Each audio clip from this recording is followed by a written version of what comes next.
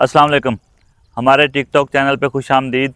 बात कर रहा हूँ जी Haidari goat and dairy farm से। अगर आप यूट्यूब पे जाएंगे तो आपको ये चैनल मिल जाएगा और टिकटॉक अकाउंट का भी यही नाम है। मूंगी का मिस्सा आ चुका है। ये 400 मन की ट्राली है, इससे पहले 150 मन की आई थी और इसकी अवेलेबिलिटी है आपको पाकिस्तान में जहाँ भी चाहिए। क्वालिटी आपको मैं चेक करवाता हूँ, क्वालिटी आप देख सकते हैं।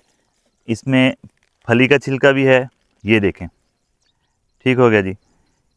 और इसके अलावा कहीं कहीं आपको साबित फली मिलेगी। साबित फली की मैं गारंटी नहीं दूंगा, मैं ये बाद में आपको दिखाता हूँ, पहले साबित फली दिखाता हूँ।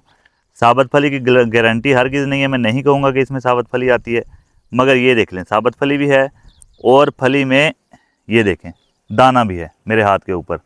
अगर कैमरा इंसाफ कर पाए और कैमरा दिखा पाए, ये मैंने सिर्फ एक दाना निकाला है, बाकी ये फली साबित आपके सामने मैं रख रहा हूँ हाथ के ऊपर।